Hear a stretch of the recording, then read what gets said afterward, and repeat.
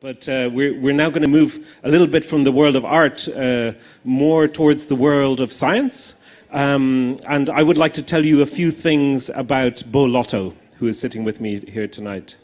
So first of all, Bo Lotto is a scientist. He is a neuroscientist, a scientist with labs in UCL in London, also in New York and NYU. He is a man driven by curiosity, as many scientists are. But secondly, he is a misfit. And he is somewhat proud, I think, of this fact. He is a scientist who doesn't fit in. And he is a scientist who has always tended to bring his labs out of the university and bring them and plant them in unexpected locations. And he has founded the Lab of Misfits now, appropriately enough, in New York. And he'll be telling us a little bit more about what the Lab of Misfits is and how he is using neuroscience to find ways where we can actually change our perceptions. And that's going to be the core of our discussion tonight, I hope.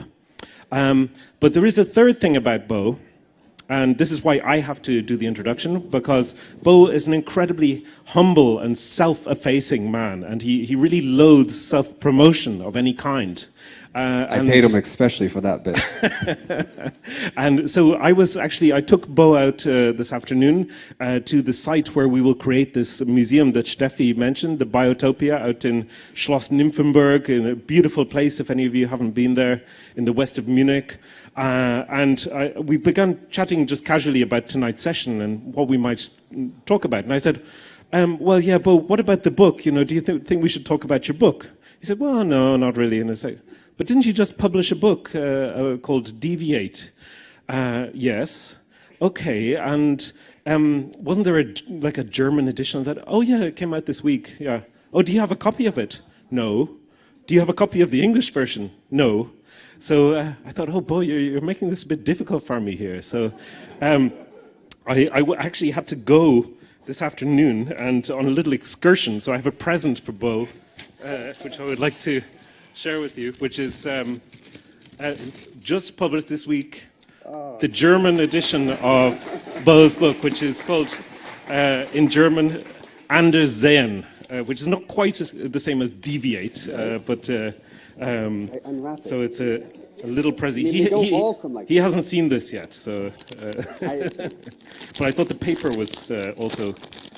I hope it's the right one. I hope it is. I think it was. But while he is unwrapping, so congratulations on your new publication. This was just down the road in what's that wonderful bookshop called? Exactly, yes, Hügelbler. It's something I find difficult to pronounce in German. So we have here a scientist, this misfit scientist, who is also trying to show us that we really need to rethink everything about perception. And he is going to, I hope, convince us tonight that this can allow us to reconquer ourselves. And we'll discuss what that means later. But first of all, I would like to, one of the lines that I found very interesting in this book was the idea that we are all delusional. And Bo claims that he is on a mission to convince us all of this fact that we're all delusional. I really like that because there are moments in 2017 when the idea that I was having a delusion would have been an extremely welcome thought. So I'm a big fan of this idea. But I'd like now to ask Bo, what exactly do you mean by this? What do you mean by this idea that we're delusional? And why should we embrace this? Well, actually, I'll ask you. So how many of you who woke up this morning thought you saw the world as it really is? There's always one. If you're not seeing the world as it really is, what are you seeing? How did you get here? Right? So I think you all think you see the world as it really is by asking a question of how many of you believe in the concept of illusion? Yes? That illusions exist? Okay, so if you believe in illusion, the illusion by definition is to see the world differently from the way it really is. So one of the biggest barriers to perception and changing perception is that we think we have an objective view of the world. So I thought I can actually do a couple of experiments on you to show you that you are delusional, and to show you why we see what we do. So just a little promo for perception. And so I'll try to explain the brain in about 6 slides, okay, of why you see what you do. So first of all, what's the biggest challenge that your brain evolved to see, right? And it's the challenge of uncertainty. So what I want to do is I want to show you that. So I'm going to stand up, and I want you to hold up your finger, and I want you to hold it up to me, okay? And I want you to line up your finger so that your finger and I are the same size, okay? Can you do that? You got it? Which finger? Which finger? The pointing finger, ideally. Okay, you have that? Okay, we're not the same size, right? I hope, right? So what that demonstrates at the most basic level of perception, remember, everything you see, you have no direct access to, right? All you have is access to are the senses, the information that comes from the world. But what comes from the world is completely meaningless, because it could literally mean anything. It could be a small object up close, or a large object far away, or a loud object up far away, or a quiet object up close. So your brain has no way of knowing how to see except to use its history. But what that history gives you is the history of what you saw before. So what I want to do is I want to show you that example. I'm going to skip that. I'm going to come back to that. And so I want you to see if you can hear anything interesting in this sound string, okay? A little louder.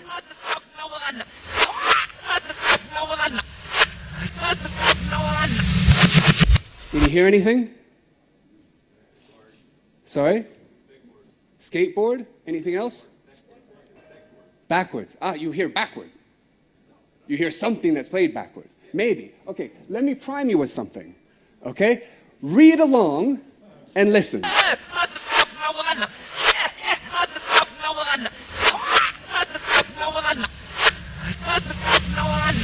Are you hearing it? Yes? Are you getting better at hearing it? Yes? Notice you're getting better at hearing something that doesn't actually exist. You're becoming delusional. Right? So if I go back and I get rid of the words... Oh.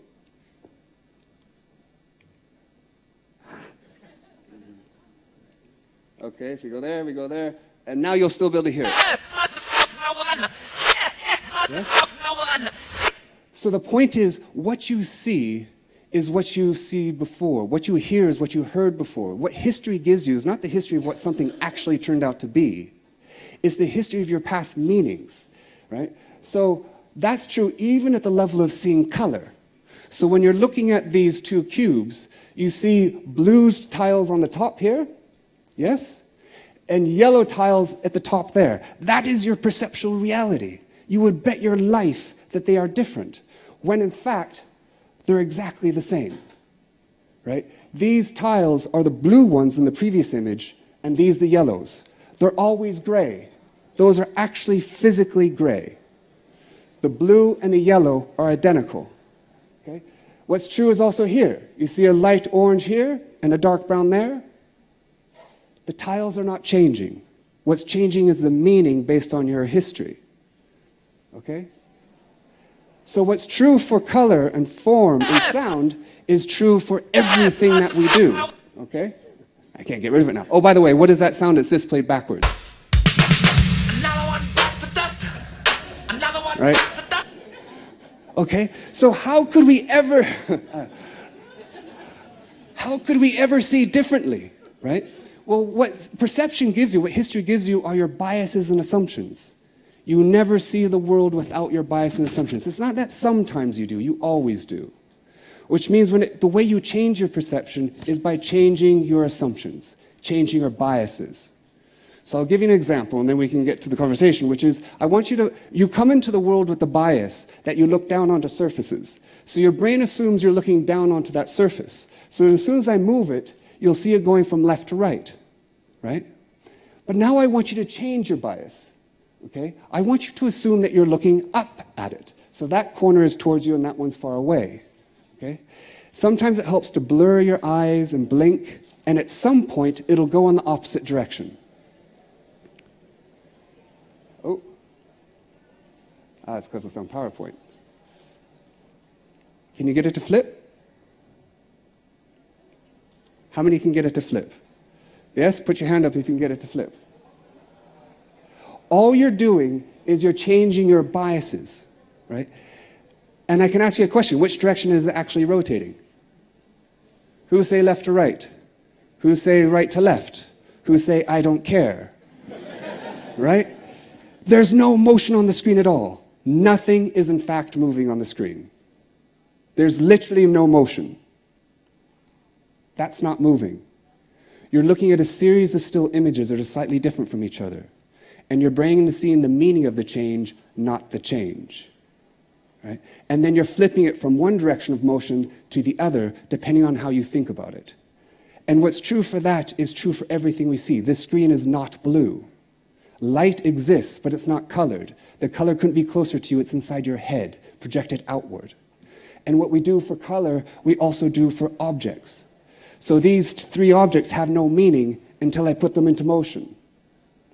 Okay? And suddenly your brain will create a meaning of them. This is a film made in the mid-1940s.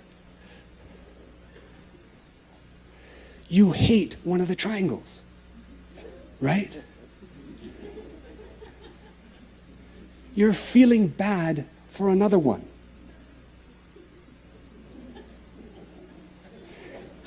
Right? It's like a horror film. You can hear the soundtrack. You're worried for the circle.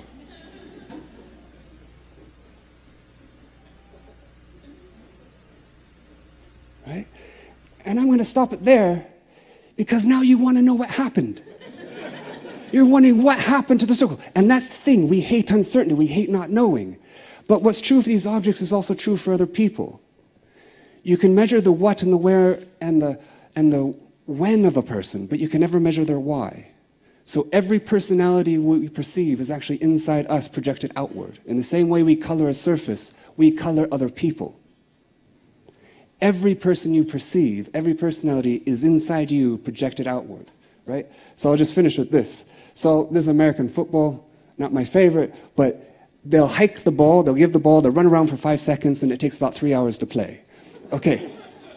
So, but notice how the quarterback's going to change his behavior, and it's going to change how the defense project a meaning onto him.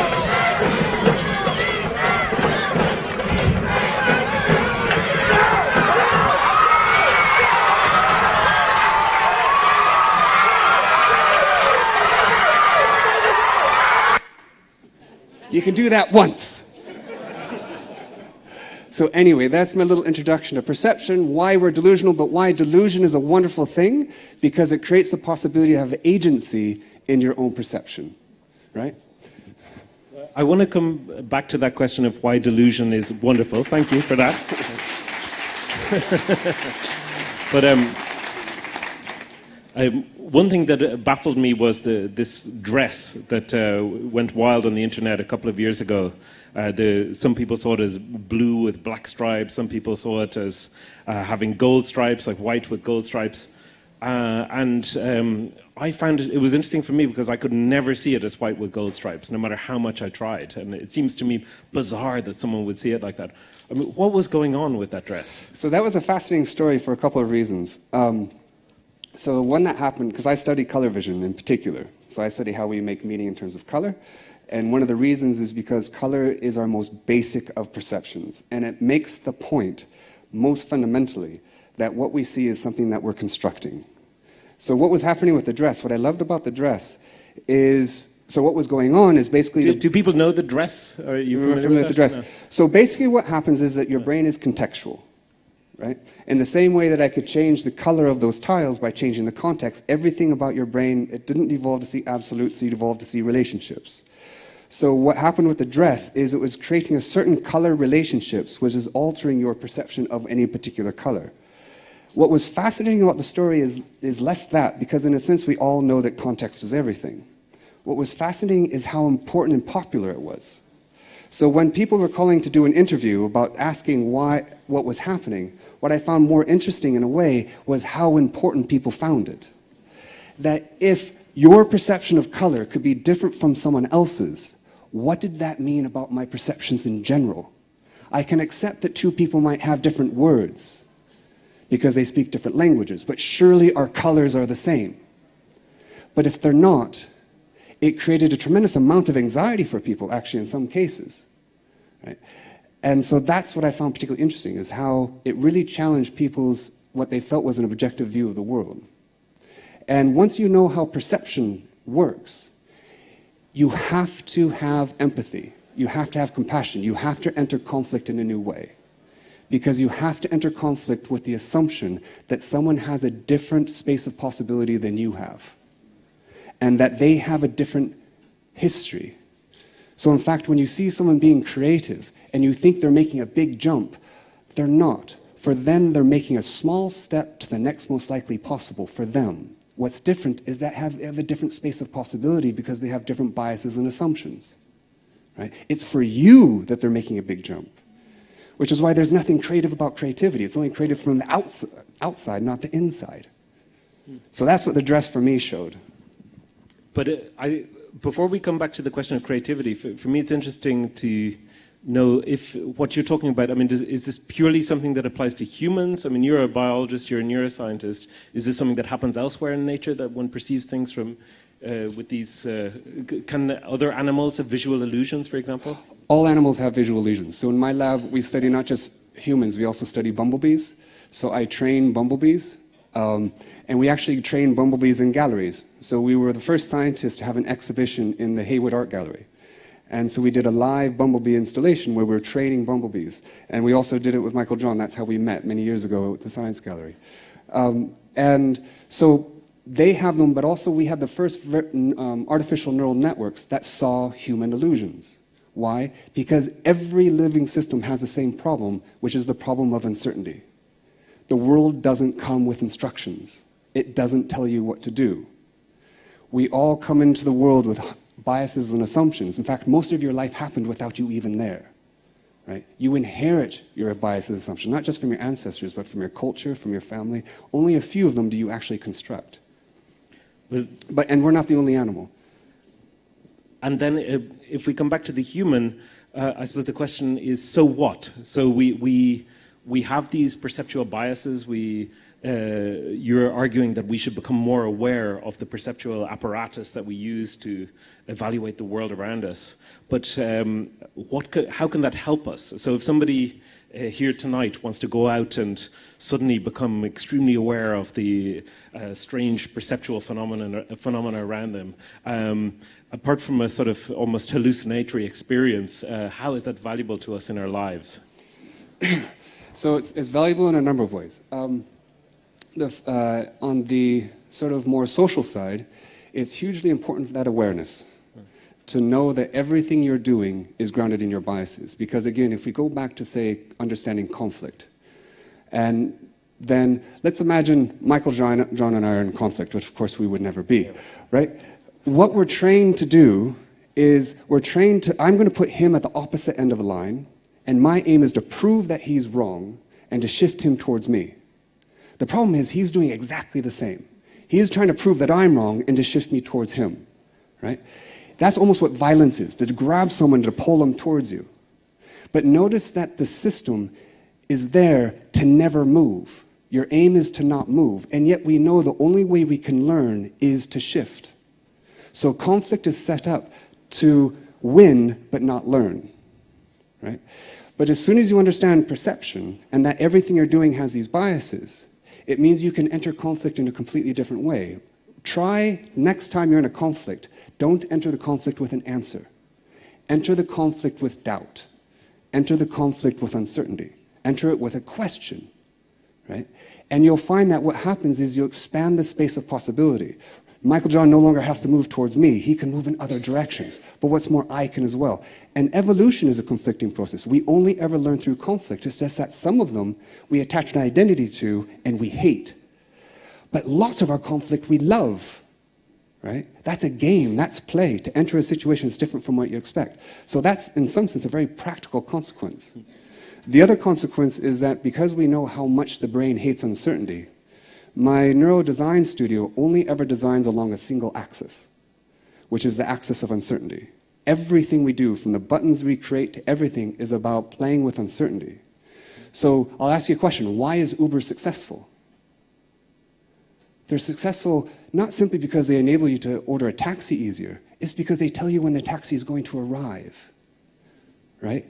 Go out on a street corner in Munich, maybe especially, and try to get a taxi, and after 5 minutes, when you're late for a meeting, your cortisol level's up, you're massively stressed. But if I say, go to that corner, it's going to be there in 5 minutes, and I'm even going to show you where it is. Your cortisol levels stay low, you're perfectly fine, right? But in some instances, we want to increase uncertainty, like Game of Thrones.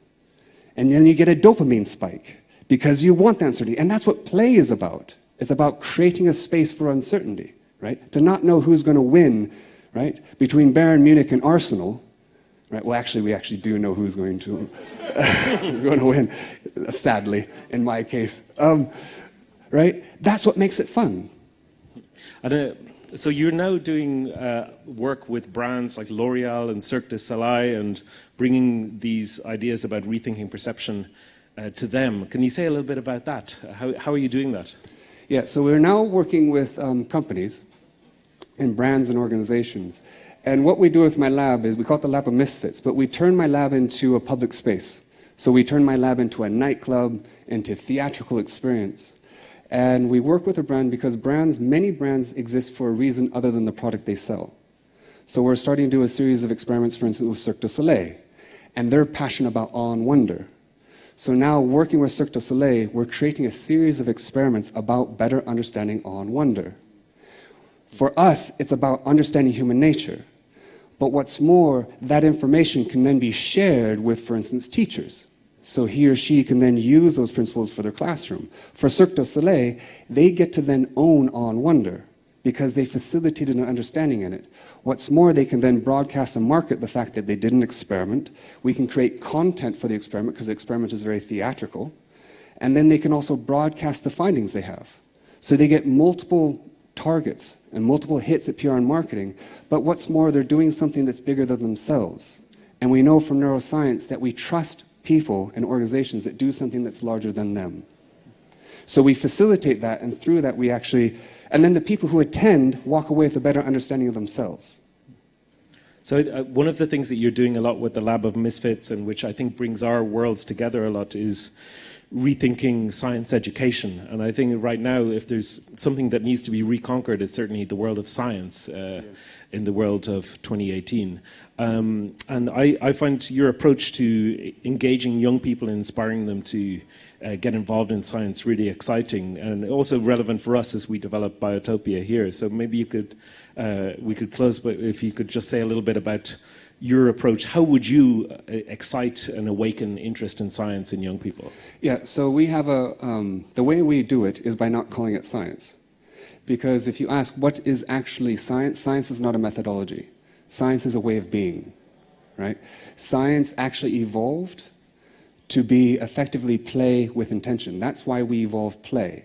Because everything that you do to actually decrease uncertainty. You hate it. But there's only one context in which we love uncertainty, which is play. And this is why play evolved. So play is a way of being that enables you to step on uncertainty. Science is just play with intention. So then if you create a game, that's play with rules, that's an experiment. And then if you make observations of that experiment, you have data.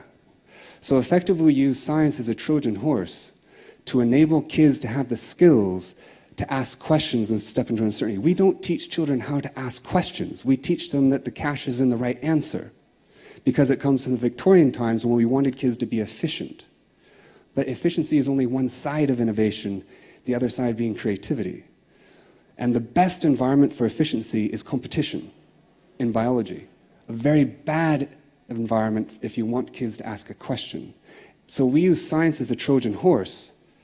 We're not trying to necessarily teach kids to be new little scientists. We want them to have adaptability and the ability to ask questions. It just so happens that if you do it this way, our program resulted in the youngest published scientists in the world at 8 to 10 years old. They published a paper in the Royal Transaction Society, and one of the authors became the youngest ever TED speaker at 12 years old when we talked about the program.